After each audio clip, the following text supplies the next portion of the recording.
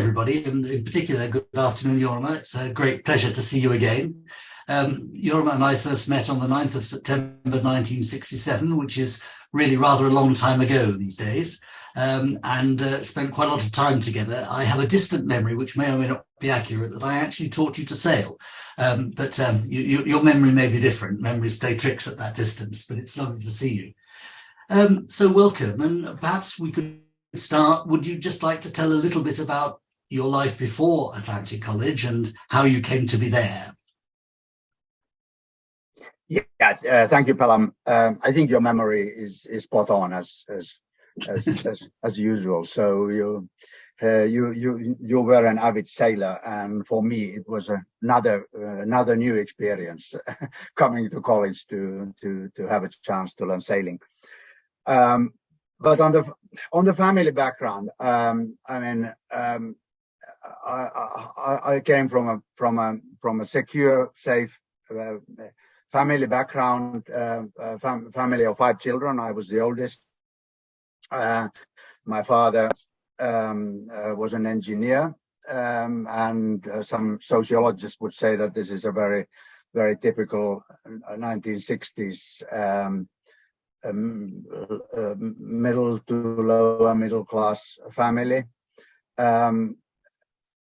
But both my father and mother were in their own families. They were the first ones who had finished high school and had a chance to have a go at an academic training, and put a lot of emphasis on schooling, making sure that the 5 children were able to do well in school and in life. So I was coming from Vaasa, initially from Kurikka, which is a small rural place, but we moved when I was 9 years to Vaasa, which is a sort of a mid-sized town, I would say. And but 1960s was very different from what it was now. So when I went to college, I had visited Helsinki 3 times, the capital of Finland, in my life, until the age of 17. I hadn't flown an aeroplane, so my first flight was from Helsinki to London to go to college, and that describes a little bit how modest life was. It was safe, secure, but it was distant, in a small town, 5 hours away from Helsinki. So how did you hear about the college, and what on earth persuaded you and your parents that it was a good idea for you to go? Yeah, the Atlantic College was a new thing. Scholarships were a new thing. It was a second year that the 2 scholarships was awarded. So there was actually advertised in a newspaper with a small ad, which I did pick up. And then the following day, when I went to school, the headmaster said that I should be applying, which I had thought of, but he said that I might have a chance if I'm keen to entertain the opportunity. And that's how it happened. So I applied, and there were, what was it, 70, 80 applicants, and two of us were picked. So we had to travel, take a train to Helsinki to spend a full day for interviews, etc. Excellent, and you succeeded and turned up in September, as the rest of us did. So you've described a comparatively humble and low-key start to your life, but what now sticks in your memory about the difference of being at Atlantic College from your previous life? Yeah, I mean, of course, there was this first shock which you have, because I hadn't traveled abroad. I was a good student, but my English wasn't up to speed. I'm happy you don't entertain any memories from that. So obviously the first months were handling that challenge. The sailing boats were easy to that compared to that. But once you get over that, then it becomes really interesting. And what one really remembers is that the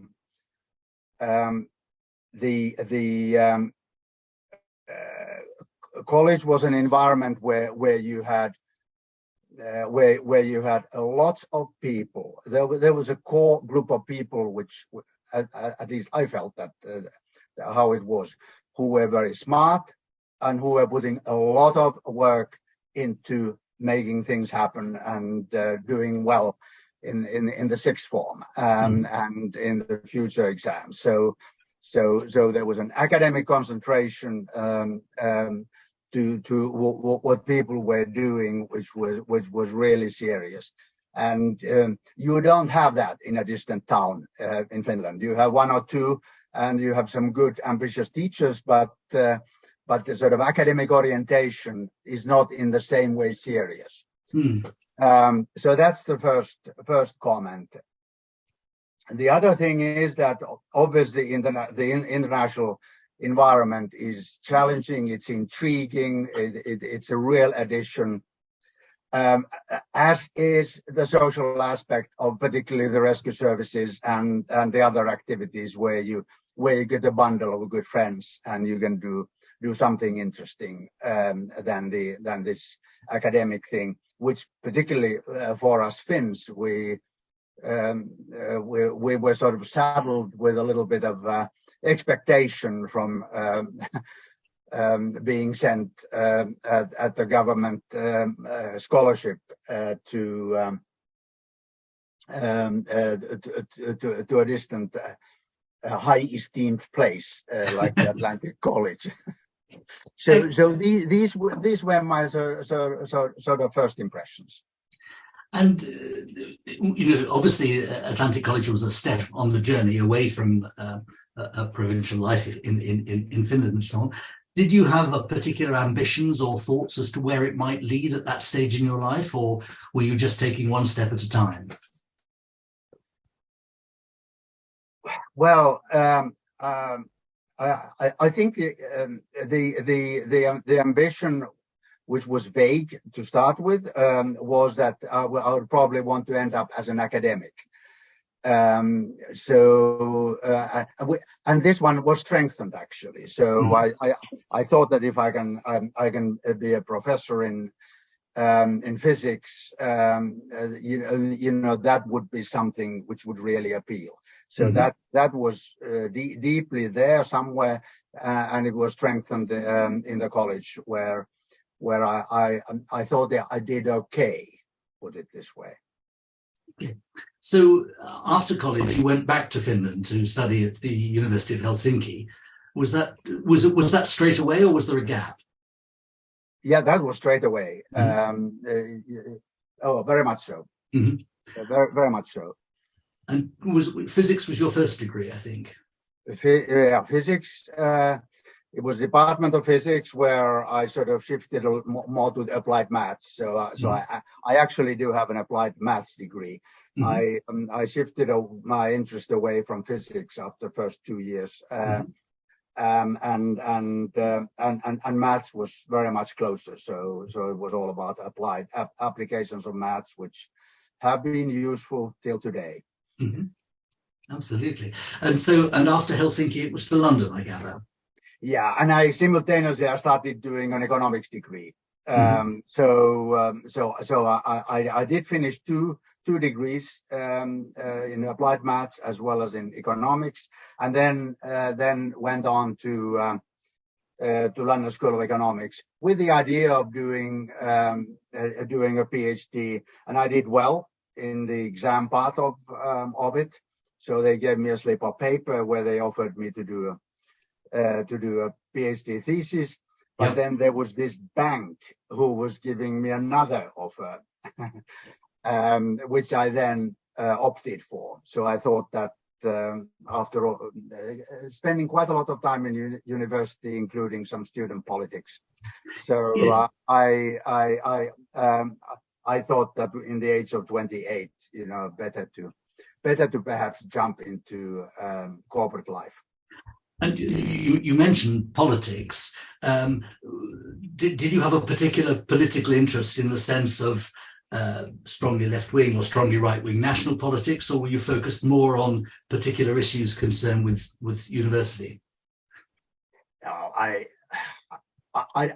don't think it was a strong emotive in terms of the political orientation, as much as I felt that did my first steps into trying to figure out what is going on in Finland, because I had missed 2 years and everything seemed quite new. It was 69, right after the crazy 68 with what happened in Paris as well as in Finland a bit. There was the rise of the left. So I had a very much a central orientation. And that seemed natural because I never left attracted to the left wing. I read my Marx, but that's about it. I didn't feel all that interested, nor the economics nor the political side of Marx. Even if one has to read and one has to know in order to be able to argue. But for me, it was initially just to get involved with a group of people, figuring out what's going on in Finland after having missed it for 2 years.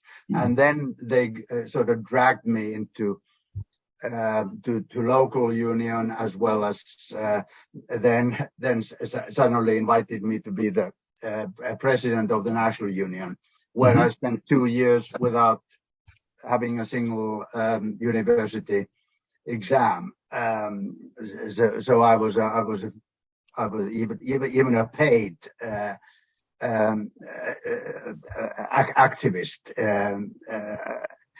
because student unions they're strong players in Finland, and the national union is a political force. So that was an entry for me to understand how the political system works in Finland.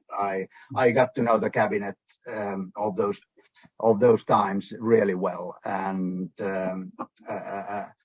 that was intriguing. But then that was interesting because it also gave me a good reason after the 2 years in national union to jump into finishing my studies quickly and then go into London. So to leaving Finland was a good option. And so Citibank got their claws into you then. Yes, that was an interesting time, because the international banking arena, with the liberalization of the capital markets happening at the time, the status of the major international banks was very, very high. So there were good people there, and the work was very relevant. So government of Finland was a customer, as were all the banks and major 20 corporations. So I was sort of in the Scandinavian arena, an international banker, very quickly doing interesting things. And I enjoyed that. So I spent 7 years there. Getting to know the international economy, international finance arena, which is something which is very, very interesting as we speak. I mean, the inflation numbers coming from US 45 minutes ago are very interesting. In the Chinese proverb sense of being very interesting, I think. Yes. So you were based in London throughout the Citibank time, were you, or did you have an office in Helsinki? Yeah, I spent 1 year at the London School of Economics and 2 years in London with Citibank. and then moving to Helsinki, where the bank opened a bank when I sort of came to Helsinki. So it was interesting time. And having spent that time in the UK, and when you went back to Finland, did Finland look different? Had your perspective changed? I think this was after the 70s, early 80s, which was reasonably good for Finland after the 70s of the oil crisis and the impact. So 1980s was really interesting. So one of the reasons for leaving for London was that Finland was not interesting. There was a really serious recession, and it was good to see another economy. And then going back to Finland, we were setting up a family with my wife, and started having children. So 80s with improving economy, and country was in reasonably good shape. 90s was better, even if there was another recession, but 80s was sort of Finland on the way up. Absolutely. So in 1985, the connection with Nokia started. And did you go looking for them, or did they come looking to you? They very much wanted me. So I don't know how. No, I haven't had a convincing answer on where my name came up, but they were recruiting young people, young talented people, and I was simply one of many who was recruited at the time with an interesting background, and then they were trying to find a career where they could breed the talent, and grow the company into an international force. So there was a very concerted recruitment drive.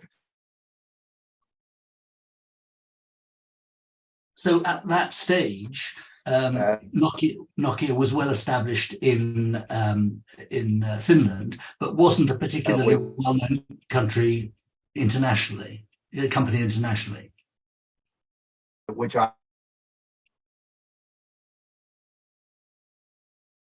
I'm losing you.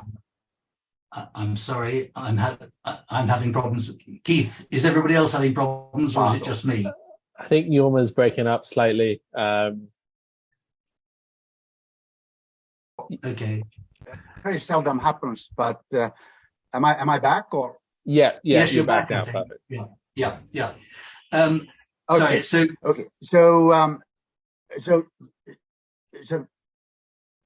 So my question was that at that stage, Nokia was a significant company in Finland, but not a company with a particularly high international profile. I think that's a fair description, because it was sort of a funny conglomerate with 10, 11 different divisions, where many of them had nothing to do with each other, but it was a national force, because it was set up from strong units through acquisitions, and it was very much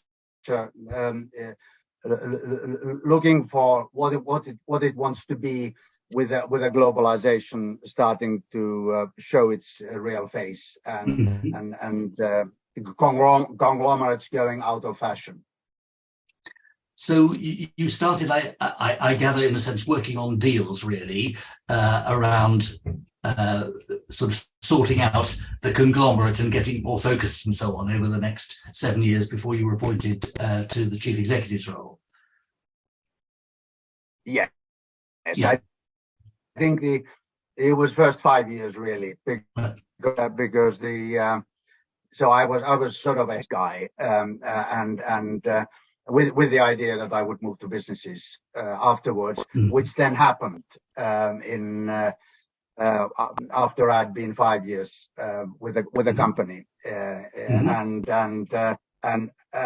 I was made the head of the mobile phone business in 1990, 5 years into the company, and this was a business which was in trouble because it was loss making, and there had been three bosses in the past 2.5 years, and I had a very strange briefing. The briefing was that my first job is to get a handle of the business, of course, but then make a proposal on should the Nokia sell it or should we continue investing after we decide that we believe in the business. After 4 months, I said that we should start investing quickly because this will be an important business and we have a good chance of making this a success. And then 18 months later, I was made CEO of the company, whole company, after the mobile phone business had turned very well profitable and seemed pretty good, actually. So if we just pause in terms of the career development at that stage and look backwards a little bit, you were then sort of, I think, at 42 at the time you became the chief executive, and you'd had the early education in Finland, you'd gone to Atlantic College, Finnish University, UK University, Citibank, and so on. Where do you feel that sort of the main drivers of your personality and your approach to the world had come from during that? Or was it just a combination of all of those experiences? Yeah, I think if you look at what I did in my first 3 or 4 years in university, so I did different things. Started 2 degrees and then some student politics and so on. So there's an element which is very strongly emanating from my experience at the college, because the way I looked at it was that it was the college, the international environment, and the sort of difficulty of tackling different issues simultaneously, which gave me a lot of confidence into what one can do if you handle it properly. If you take your time, you put your focus on what you are doing, you can simultaneously handle 2 or 3 different things, hopefully successfully. But I felt really good about that experience. That, I feel, is the main experience which guided me into being confident enough to take risks and to jump into new things, even some unknowns, which one has to be able to face every now and then handle whatever comes. So the fact that I sort of passed the test of first 6 months in the college is just as important as some of the later things, which then that allowed me and encouraged me to do. So I think that's the way I would describe Pelham to your question on what the influence was. It's not very easy to explain, but well, if I'm understanding correctly, in a sense, the Atlantic College experience unlocked something that was there but was hidden. You were clearly very academically able, very driven, focused, and all the rest of these things. But your perspectives and the scale on which you thought you could do things was just unlocked by the experience of going away to this international school that was outside your comfort zone and so on. I think that's exactly exactly how it was. If you look at my background in 1967, I was a shy, insecure country boy who was taken by this funny opportunity, invitation to take an aeroplane to have a first experience, and then landing in London, and then taking on anything that comes, whether it's Pelham on a fireball in the British Channel, or something else which is as risky as this one. I wouldn't like to think that was too risky, but we both survived, which is pretty good. So then back to the Nokia story. In the age of 42, in 1992, you'd been given responsibility for the mobile phone business, realized that it had enormous potential. Your colleagues in the board obviously recognized this and said, get on with it. And I mean, there was then quite a long period of growth to, worldwide market dominance, effectively, as the company. What were the sort of the particular benchmarks or highlights of that?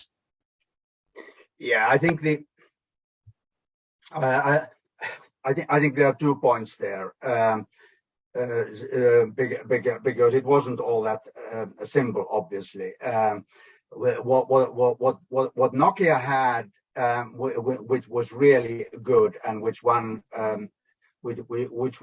the important thing to understand early on, is that the R&D capability, the capability to develop a phone which is world class, that was really there, and that was sort of my first major assumption.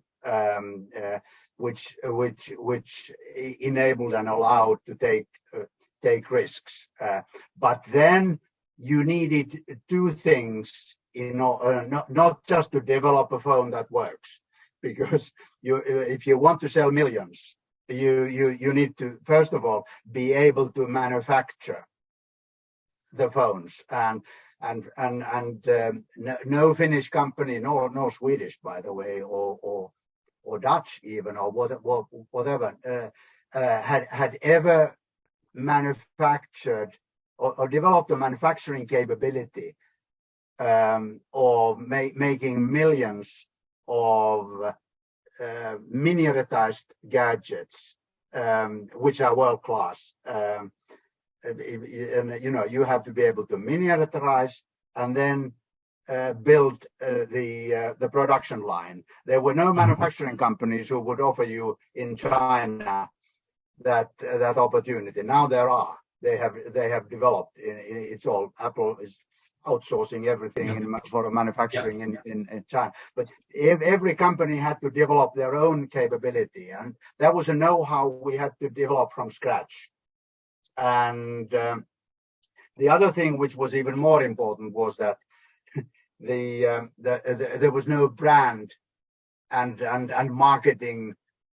There was no Nokia brand or any brand building capability, nor was there a marketing capability. The sales network was actually pretty good already in early 90s, but that was sales, and sales is very different from marketing and building a brand. So the theme was that if we can build the manufacturing, which is world class, and the brand and marketing capability, then you can be a winner. And out of what the story was throughout the 90s, we stumbled along the way, but we did it.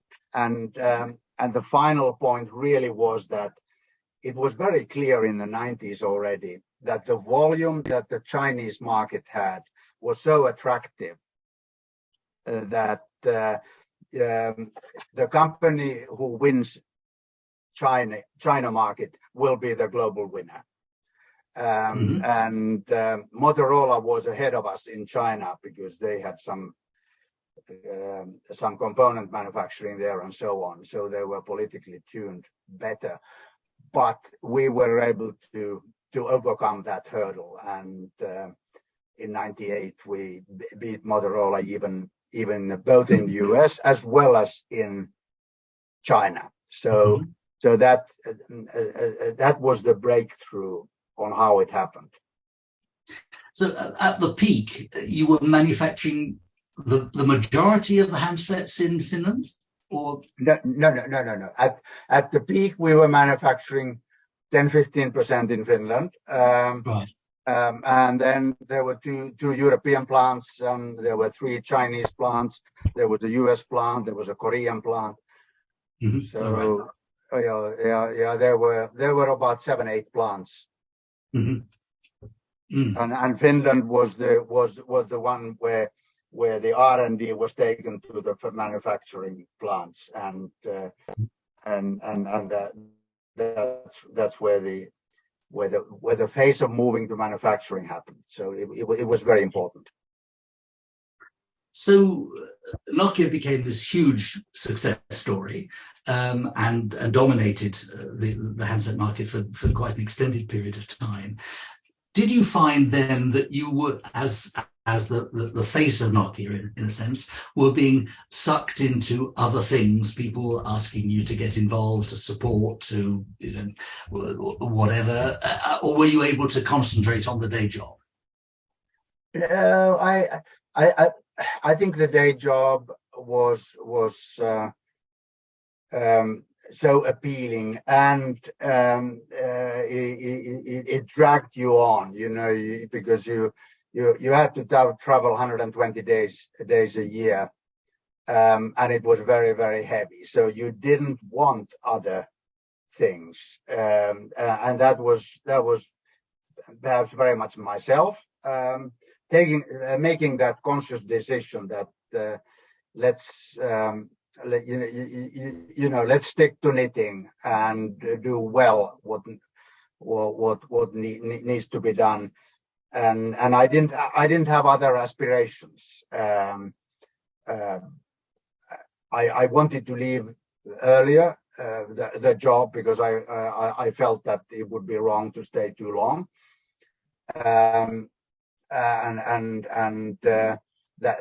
That's why the Shell being interested in offering the chairmanship was very appealing. I like that because it was again something totally different. I mean, I hadn't been in a process industry before, so but it's back to the thing that I wanted to do different stuff always, and to keep myself alert to be able to learn new stuff. So that's how that was essentially the thinking. I mean, Finland is a comparatively small country, and there have not been very many success stories globally from Finland. Nokia is one, and you personally are certainly another.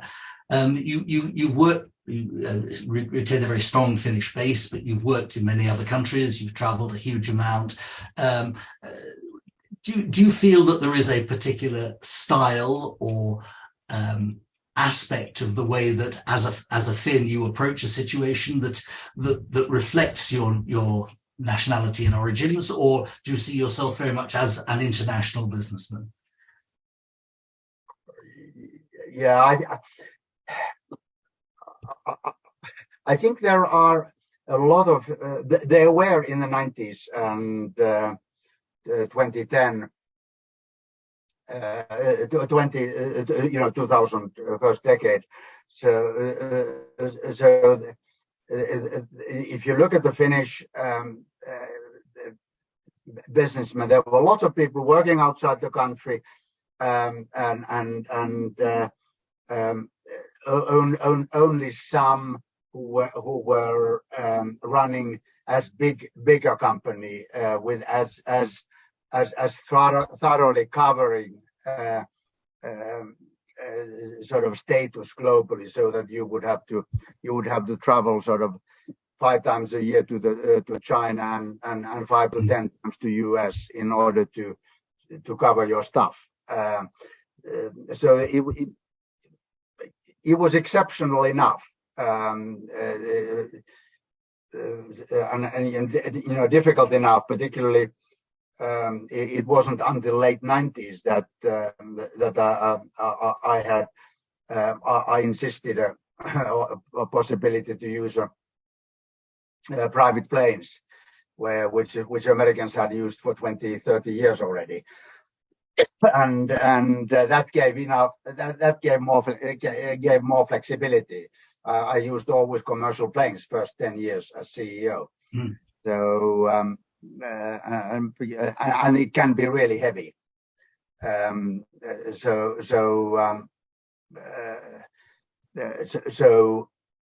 I always felt I was very much a Finn, and that you need to be with your own people, the team, and you delegate a lot, but you have a team which is 50% Finnish, and build it from there. There are different philosophies, and I think we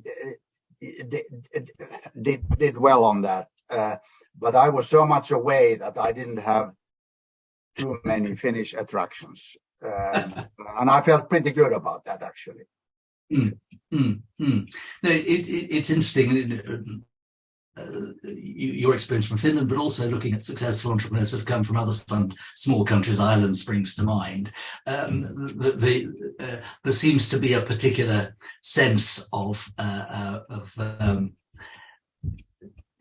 engaging in the challenge of taking on, the wider world, if you like, which is quite impressive for those of us who come from bigger countries. And the UK is bigger than Finland, but a lot smaller than the States. There's an interesting difference in style. There are a number of other Atlantic College alumni who've been very successful internationally in business, from a very small group, and again, it's interesting to me to reflect on what it is about the background of the education system in Finland, which I think is unusual in that it is entirely state provided. Everybody in Finland, exactly, whether that as a grounding actually has quite an impact on the way that people go on to tread convincingly and powerfully in the wider world. Yeah, I mean, the way I would perhaps look at it is that probably in the 80s, 70s, 80s, 90s, it was a strength. Now perhaps one needs more diversity when we have come to a more difficult world. You need more diversity, and we would probably need more injection of international, even more injection of international element in our universities and schools than what we are having now. So this is a more demanding world now than it was for Finland in the 90s, 80s or 90s. That's kind of how I see it when I'm looking at that Finnish education system is clearly struggling into it's sort of bursting of its seams. The development needs are bigger than what you can fulfill, and somehow I take that as a proof that you would need more variety, more diversity in the system itself, and that's what the world requires. That's a proposal I'm testing in my mind. I'm not sure I'm correct, but it seems to be that Finland was stronger 10, 20, 30 years ago than now. But clearly Finland, Sweden, Netherlands, Switzerland are good proofs that you can raise from a small base and be a real international force in case you really put a lot of money, a lot of energy into your educational system. That's a real must. And you got to be good at your education, and trying out of very different forms of international interaction in order to survive. And your point about diversity and the increasing challenge leads nicely onto thinking a little bit about the role of UWC in general and Atlantic College in particular in the 21st century as distinct from the 20th century. 60 years on,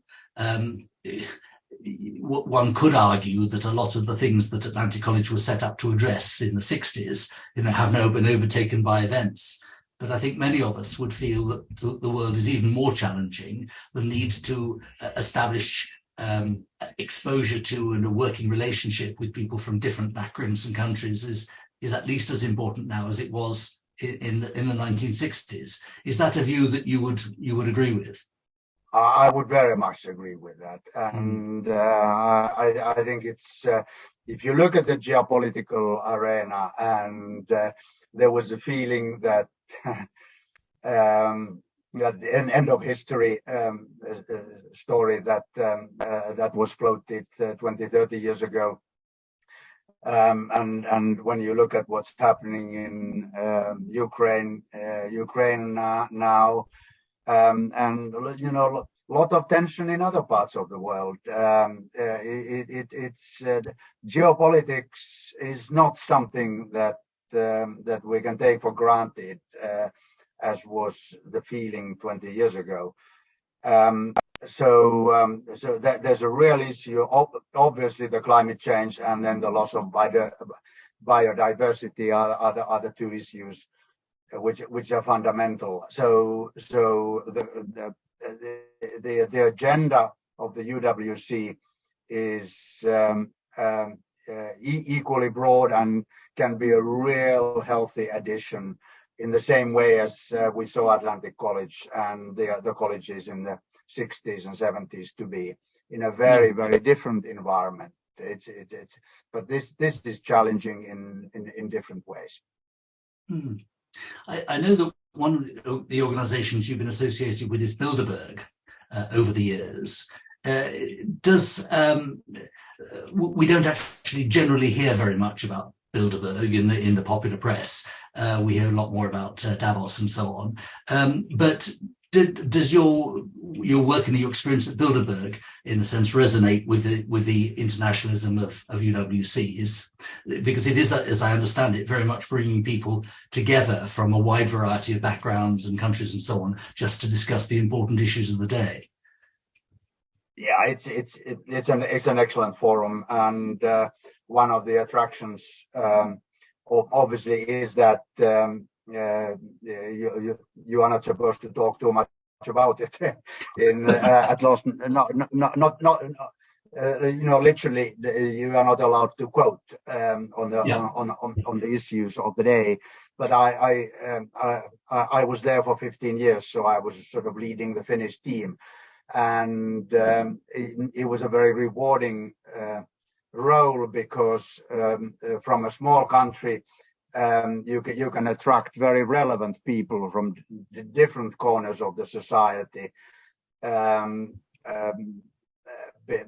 because the forum is attractive. You have very relevant people there, and Finland certainly was very keen to play a role in a group which is wedded to Western values, market economy, and others. So yes, it continues to be relevant, and I think we need these forums. So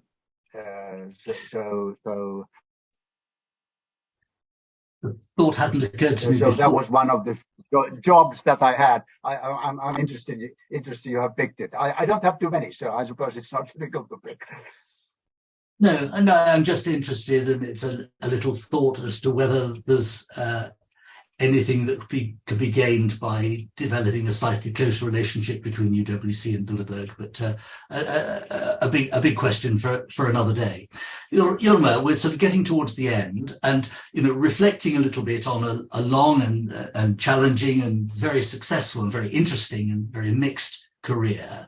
In terms of lessons from the past to take forward to the future, when you have the opportunity of talking to young people about their careers in the world as they're approaching them, are the sort of strong messages you feel you've developed and learned from your 50 years that you'd like to see people take forward into the future? Yeah.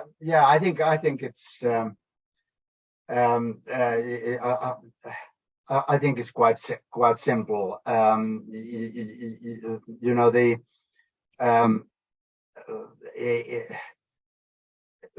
One's role in the international arena is always stronger when you are not a participant in a discussion, whether it's a bilateral or multilateral. When you are not coming into the forum or into a discussion with a huge own agenda, but you are looking for the common cause on how you can make sure the world can be a safer, more prosperous, and more nature-loving place. So that's one of the reasons why often coming from small countries, people accommodate better into organizations which have high aspirations on what international cooperation can do. But sort of putting your own national agenda, your own agenda, a little bit aside, and looking at where are the common threads, common issues. You can gain a lot, and then you can sneak in with your own ideas as well when you understand what really is the core more broadly. Thank you. Well, Jorma, it's been a very great pleasure talking with you this afternoon. I don't know if there's anything else that we haven't touched on that you felt you'd like just to sort of mention to this audience. Yeah, thank you, Pelham. You did a good job, even if you went outside your suggested agenda. I quite liked your additional questions. Jolly good. Well, thank you. It's been a very great pleasure.